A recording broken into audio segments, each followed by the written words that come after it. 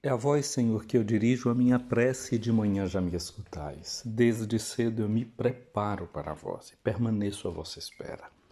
Graça e paz, cara amiga, caro amigo, que acompanha diariamente a nossa meditação sobre a Palavra de Deus no Santo Evangelho, a Palavra de Deus na Santa Liturgia, nesta quinta-feira da 30ª semana do tempo comum. E neste tempo estamos sendo acompanhados pelo evangelista Lucas, estamos lendo o capítulo 13 do seu Evangelho. Hoje temos os versículos de 31 a 35. Lucas 13, 31 a 35. Sou o Padre José Raimundo dos Santos, sou da Diocese de Amargosa, na Bahia, e tenho a alegria de meditar com você a Palavra de Deus no Santo Evangelho. Esse texto do Evangelho de hoje, nós estamos sabendo, acompanhamos Jesus no seu itinerário para Jerusalém. Caminhar para Jerusalém significa dizer que Jesus está caminhando para o desfecho da sua vida. Ele sabe o que o aguarda em Jerusalém, o aguarda a sua morte. A minha amiga, meu amigo, a mim e a você, o que é que nos aguarda? Que coisa na vida nós temos mais certeza? Que coisa do nosso futuro nós temos mais certeza do que a nossa morte? Essa é a coisa mais certa que existe na vida do ser humano. Nasceu, há de morrer. Não tem outra porta de saída para um ser humano senão a morte. Então, uma primeira coisa que a gente deveria tentar na vida da gente é entrar numa dimensão de acolhida do mistério da morte. Ela não ser para nós mais um espantalho, como cantamos nós os cristãos de hoje e os de sempre, inspirados em São Paulo. Ó morte, onde está tua vitória? Cristo ressurgiu, honra e glória. Ó morte, onde está tua vitória? Cristo ressurgiu, honra e glória. Qual é o melhor modo de se preparar para a morte? Vivendo bem, vivendo corretamente, vivendo o sentido da vida, vivendo a certeza de que a vida é uma missão. Mês de outubro, mês missionário, né? Estamos concluindo o mês missionário, vamos chegar em novembro e ali todos os santos é a primeira festa e depois vem o dia de finados. Esse é o mistério da nossa vida, o mistério do encanto da nossa existência. Jesus, como é que ele viveu com a certeza da morte? A primeira coisa para ele, a morte não era um espantalho. Nem ninguém podia meter medo em Jesus por causa da morte. Ah, estão querendo te matar. Tá bom, sim, vai me matar. Mas não é uma certeza que um dia eu vou morrer? Como Jesus é livre e não permite que a morte lhe encha de medo. Tem gente que vive de incutir medo no outro. Tem gente que a única estratégia que tem é a de ficar metendo medo, o medo, o medo, o medo. Jesus não teve assim tanto medo, não. Ele prosseguiu a sua estrada. Ele sabia que tinha que contar com a morte. E a última palavra sobre a sua vida não vai ser aquilo que Herodes quer ou não quer fazer. Jesus já tinha dito aos seus discípulos: não tenham medo naqueles que podem tirar a vida de vocês, que podem matar o corpo. Temam antes aquele que tem o poder de até matar a alma. Sim, a gente deve saber que as contas a gente tem que prestar a Deus. E diante de Deus, sim, a gente precisa saber o que é que Ele nos chama e qual a missão que Ele concede a cada uma e a cada um de nós. Vemos no texto de hoje o que está escrito. Naquela hora, alguns fariseus aproximaram-se de Jesus e disseram: o que é que esses fariseus têm para dizer para Jesus? Já sabemos que eles têm um plano de eliminar Jesus.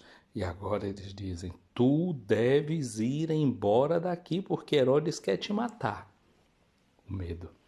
O medo em Jesus, o medo da morte. Herodes quer te matar. Já se sabia, Herodes tinha mandado matar João Batista. A tirania de Herodes era conhecida, essa família era conhecida pela tirania.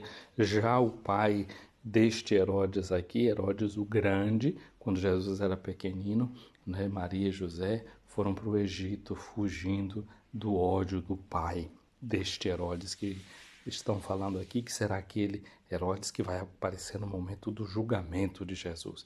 Agora olha a resposta de Jesus. E de dizer a essa raposa, eu expulso o demônio e faço curas hoje e amanhã, e no terceiro dia terminarei o meu trabalho. Olha só, a gente muitas vezes usa essa expressão da raposa, né? A gente conhece as famosas histórias, né, que contam sobre raposas, fábulas, né, La Fontaine e todas as outras. A raposa, para nós ocidentais, ela é o símbolo da esperteza. A gente diz aquele fulano é uma raposa, que não é uma raposa velha, ou seja, é muito esperto, não é uma palavra para falar de alguém que sabe manipular, que sabe mexer com os pauzinhos. É disso aqui que Jesus está falando. Parece que não é bem esse o sentido da velhacaria, da astúcia que está sendo colocado. Embora Herodes fosse todas essas coisas. Mas parece que a raposa era também considerado um animal impuro, equivalente ao chacal e ao urubu. Do que o urubu vive? O urubu vive da carniça, né? O urubu vive da podridão, daquilo que é podre, ou seja, de cadáver, de lixo, de coisa morta. Então, tem certos poderes que o que eles vivem é justamente disso, da morte, do gosto da morte, de espalhar a morte, do mau cheiro do lixo. Não é? Tem gente que pode levar a sua vida assim, não é? Como Herodes aí. Tem poder, mas é um poder que se nutre da podridão. Poder que se nutre da podridão.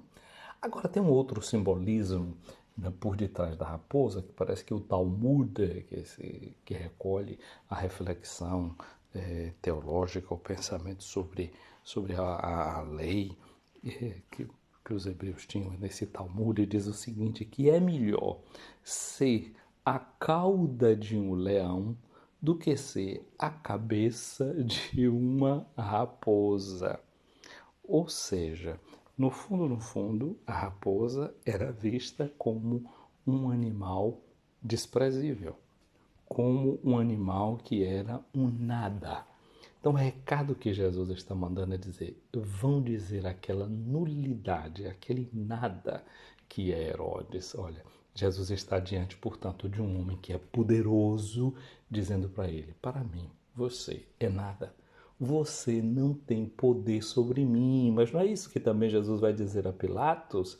A questão aqui que está em jogo é a nossa liberdade.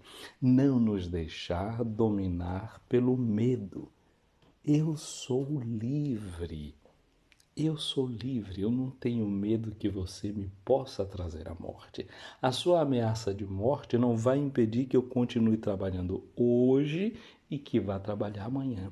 Nenhum de nós é dono do nosso futuro, mas a gente pode decidir que vai continuar trabalhando hoje. Ah, se eu vou terminar minha tarefa, eu não sei.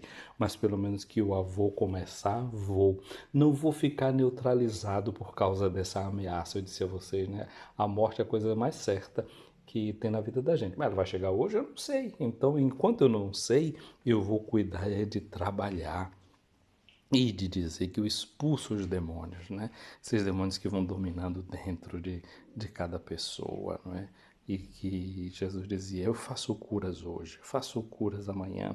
Jesus vai continuar a sua missão, Jesus está continuando a sua missão e no terceiro dia terminarei o meu trabalho. Ou seja, passará pela morte e a morte sua ainda será o seu trabalho. Quando estiverem pensando que com a morte estão fazendo Jesus ficar parado, ao contrário, a morte sua, Jesus vê ainda como o seu trabalho. Então, eu e você somos chamados a ver a nossa morte, até aquele que são os momentos que parecem as nossas derrotas. Vamos tratar de fazer delas o nosso trabalho, dar um significado e um sentido também para ela. E o nosso trabalho vai ser concluído na ressurreição, no terceiro dia, que é entrar na posse dessa vida nova que Deus nos dá. E Jesus diz, entretanto, preciso caminhar hoje, amanhã e depois de amanhã, porque não convém que um profeta morra fora de Jerusalém. Hoje em dia, Onde morrem os profetas? Onde morrem aqueles que anunciam a palavra de Deus? Onde morrem aqueles que não têm medo de denunciar?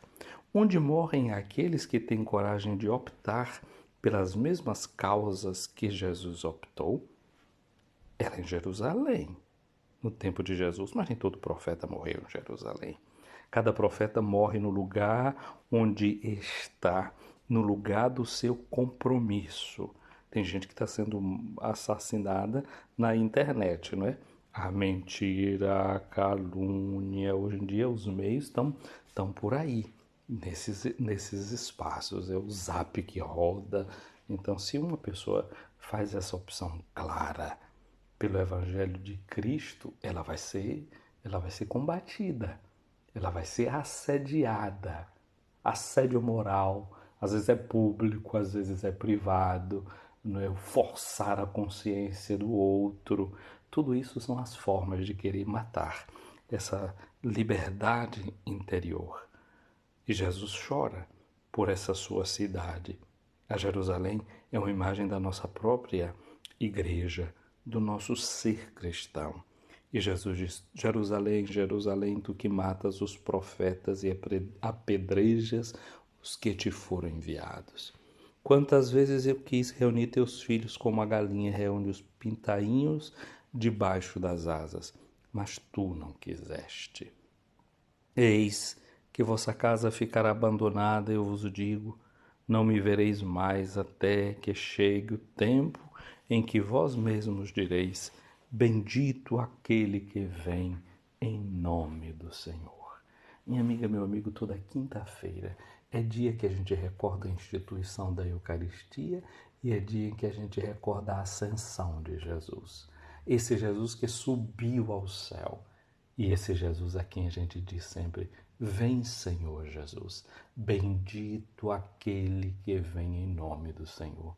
Toda quinta-feira é dia de recordar o mandato missionário da igreja.